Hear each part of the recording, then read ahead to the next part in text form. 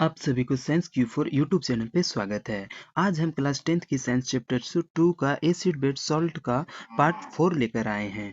इस वीडियो में हम लोग देखेंगे, क्या चीज देखेंगे तो यूनिवर्सल इंडिकेटर क्या होता है, सॉल्ट क्या होता है और chemical reaction chemical form salt का। अच्छा, तो चलते हैं नेक्स्ट स्लाइड पे। सबसे पहला प्रश्न उठता है कि यूनिवर्सल इंडिकेटर क्या है। तो it is mixture of several indicator, it show different colour at different concentration of H plus ion in the solution.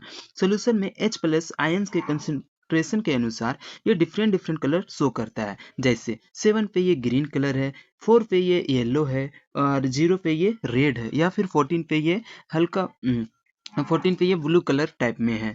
तो इट मीन्स कि ये डिफरेंट डिफरेंट कलर शो कर रहा है। अच्छा, यहाँ हम ये देख रहे हैं कि 7 ये है, ये जो न्यूट्रल है, 7 क्या चीज़ है, न्यूट्रल है। जब 7 से हम डिक्रीज जा रहे हैं, यानी कि नीचे की ओर, जब हम 7 से जा रहे हैं नीचे इधर की ओर, तो इधर की ओर जाते हैं तो क्या हो रहा है कि इधर H प्लस आयन है वो इंक्रीज कर रहा है। H प्लस आयन, ये ब्लू कलर हमारा शो कर रहा है, तो H प्लस आयन कंसेंट्रेशन है वो इधर इंक्रीज कर रहा है, मतलब एसिडिक नेचर इंक्रीज कर रहा है। और जब 7 से हम अपवर्ड डायरेक्शन जा रहे हैं, यानी कि ऊपर की ओर जा रहे हैं, तो देख रहे हैं कि ब्लू कलर ये कम रहा है, मतलब जो H प्लस आयन है वो कम रहा है, मतलब बेसिक नेचर इंक्रीज कर रहा है। ऐसे याद रखेंगे कि 7 से हम नीचे की ओर जाएंगे तो H प्लस आयन इंक्रीज करेगा, इसका मतलब कि एसिडिक नेचर इंक्रीज करेगा। और 7 से हम अपवर्ड जाएंगे तो OH माइनस आयन इंक्रीज करेगा, मतलब बेसिक नेचर इंक्रीज करेगा। ये ए शो करता है। अब चलते हैं नेक्स्ट स्लाइड पे। नेक्स्ट स्लाइड पे हम लोग देखेंगे universal indicator in everyday life. Everyday life में यूनिवर्सल इंडिकेटर कैसे वर्क करता है उसके बारे में। जैसे हमारे बॉडी के जो यूनिवर्सल इंडिकेटर का पीएच वैल्यू होता है वो कितना से कितना होता है, तो 7 से 7.5 होता है, यानी कि इसके और इसके बीच में रहता है। मेरा बॉडी का जो पीएच वैल्यू है किसके किसके बीच, 7 से लेकर 8 के बीच में रहता है। अच्छा, pH of rain less than 5.6 called acidic rain। जब 5.6 से कम अगर एसिड pH वैल्यू होगा रेन का, तो उसको कहा जाता है एसिडिक रेन। कौन सा रेन, एसिडिक रेन। अच्छा, आवर स्टमक प्रोड्यूस HCl, हमारा स्टमक क्या चीज प्रोड्यूस करता है, HCl। और इसका जो pH वैल्यू होता है वो 1 से लेकर 1 to 2 के बीच में होता है। इसके और इसके बीच में होता है जो स्ट्रॉन्ग एसिड होता है। क्या चीज होता है, स्ट्रॉन्ग एसिड होता है, स्ट्रॉन्ग एसिड होता है। अच्छा, एक एक चीज बात, इसमें पीएच वैल्यू में जो 7 से इधर जाएंगे तो एसिडिक नेचर इंक्रीज करता है, तो जो इधर है ये मेरा शो कर रहा है स्ट्रॉन्ग एसिड, और जो 13 14 है ये हमारा शो करता है मतलब स्ट्रॉन्ग बेसिक। और जो जैसे कि यहाँ 10 है ये वीक एसिड शो कर वीक बेसिक शो करेगा, और ये इधर 4 हो गया 5 हो गया ये सब शो करेगा वीक एसिड। अच्छा, हम नेक्स्ट स्लाइड पे देख रहे थे। अब दूसरा पॉइंट आता है कि tooth decay start when pH of mouth less than 5.5। 5.5 से अगर मेरा माउथ का जो पीएच वैल्यू है वो डिक्रीज कर जाएगा, कम जाएगा, तो क्या डीके होना शुरू हो जाता है, यानी कि मेरा जो माउथ है वो माउथ का जो टीथ है वो झरना शुरू हो जाता है। Plant need specific pH for their growth. Plant को ग्रो करना है, उसके लिए प्लांट को एक pH value, specific pH value चाहिए। जो एक अच्छा प्लांट जो ग्रो करता है उसका पीएच वैल्यू 5 से 8 के बीच में रहता है। Self defence by animals, animals के द्वारा सेल्फ डिफेंस के लिए भी पीएच वैल्यू का यूज किया जाता है। जैसे मिथेनोइक एसिड, ये जो मधुमक्खी है इसके द्वारा जो डंक मारा जाता है उससे निकलता है मेथनोइक एसिड, जो कि बहुत ही घातक होता है, मतलब लहर देता है बाद में अथी करने को। अच्छा, अब ये जो चैप्टर हम पढ़ रहे थे उस चैप्टर का नाम है acid base and salt. Acid और बेस के बारे में पढ़ चुके हैं, अब सॉल्ट के बारे में देखते हैं सॉल्ट क्या है। तो salt is an ionic compound formed by neutralisation reaction. Salt है वो कौन सा कंपाउंड है, तो आयोनिक कंपाउंड है जो कि फॉर्म किया जाता है कौन सा रिएक्शन से, तो न्यूट्रलाइजेशन रिएक्शन। जैसे न्यूट्रलाइजेशन रिएक्शन में क्या था, जब एसिड बेस मिल रहा है तो सॉल्ट प्लस वाटर का फॉर्मेशन हो रहा है। अच्छा, यहाँ पर सॉल्ट का कुछ एग्जांपल जैसे NaCl, CaCl हो गया।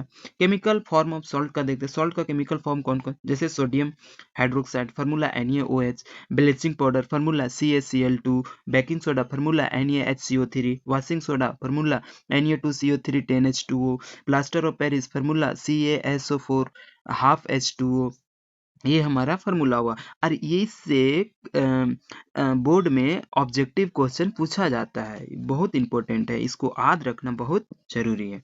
चलते हैं नेक्स्ट स्लाइड पे। अब उसमें से सबसे पहला हम देखेंगे कि सोडियम हाइड्रोक्साइड का यूज देखेंगे, ये कैसे फॉर्मेशन होता है सो हम देखेंगे। सोडियम हाइड्रोक्साइड का फॉर्म करना है तो कैसे फॉर्म होगा। अच्छा, इसका फॉर्मूला NaOH होता है, इसी को हम कास्टिक सोडा भी बोलते हैं।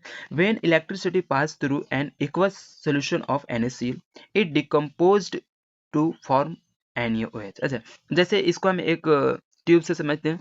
जैसे एक ग्लास ली, ग्लास में NaCl का एक्वा सोल्यूशन डालें और उसमें एक हम रड डालें पॉजिटिव और एक नेगेटिव। पॉजिटिव डालें, इसी को हम एनोड बोले। क्या बोले? एनोड बोले। और जो नेगेटिव डालें इसी को हम कैथोड बोले, कैथोड। अरे एक बैटरी से जोड़ दिया, अब इसमें इलेक्ट्रिसिटी पास करेंगे तो क्या होता है वो देखेंगे।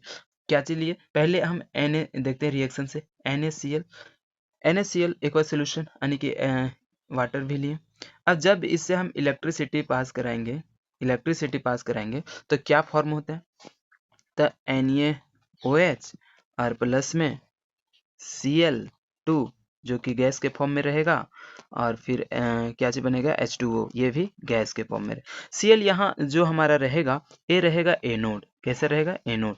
और एनोड रहेगा, और जो हमारा हाइड्रोजन फॉर्म होगा ये रहेगा कैथोड। कैथोड। तो हम देखें कि जब NaCl यानी कि NaCl का एक बार सोल्यूशन लिया और उससे इलेक्ट्रिसिटी पास कराएं तो जो मेरा सोडियम हाइड्रोक्साइड का है वो फॉर्मेशन हुआ। इसमें जो एनोड था वो क्लोरीन हुआ और जो कैथोड था वो हाइड्रोजन हुआ। अच्छा, इसका यूज क्या चीज है? तो it is use to make soap and detergent. Soap और डिटर्जेंट को बनाने में इसका यूज किया जाता है। It is use in paper manufacturing. Paper manufacturing में भी इसका यूज किया जाता है। It is use to oil refinery. Oil refinery में भी कास्टिक सोडा का प्रयोग किया जाता है, सोडियम हाइड्रोक्साइड का। Used in PVC manufacture. PVC manufacture में भी कास्टिक सोडा का यूज किया जाता है। Also used in pesticides. Pesticides मतलब कीटनाशक के रूप में भी इसका यूज किया जाता है हमारे किसान मित्र के द्वारा। चलते हैं नेक्स्ट स्लाइड पे। नेक्स्ट स्लाइड पे हम देखेंगे ब्लीचिंग पाउडर। ब्लीचिंग पाउडर का जो फॉर्मूला है CaOCl2 होता है। कैल्शियम ऑक्सीक्लोराइड इसी को बोलते हैं। It is produced by the action of chlorine on dry silicate lime. Dry silicate lime लेते हैं, एक ड्राई सिलिकेट लाइम जैसे CaOH2, और इससे हम क्लोरीन के साथ में रिएक्शन कराते हैं तो जो हमारा प्रोडक्ट बनेगा वो क्या होगा? CaOCl2 और प्लस में वाटर। 1 मिनट, क्या चीज बनेगा?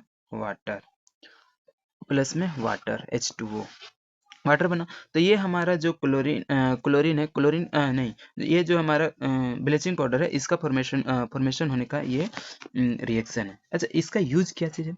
तो bleaching cotton and land industry में इसका, ब्लीचिंग कॉटन में और लैंड इंडस्ट्री में इसका उपयोग किया जाता है। ब्लीचिंग के लिए कॉटन, कपड़ा उद्योग में। अच्छा, ब्लीचिंग वूल पल्प इन पेपर फैक्ट्रीज। पेपर फैक्ट्रीज में वूल पल्प से पेपर बनता है और उसको साफ करने के लिए ब्लीचिंग के रूप में किसका भी ब्लीचिंग पाउडर का यूज किया जाता है। Oxidising agent in chemical industries. Chemical industry में ऑक्सीडाइजिंग एजेंट के रूप में किसका यूज किया जाता है?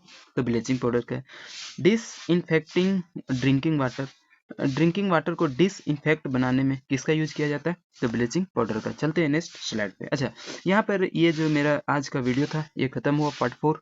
अगर अच्छा लगा तो thanks you for YouTube channel को सब्सक्राइब कीजिए। Thank you all.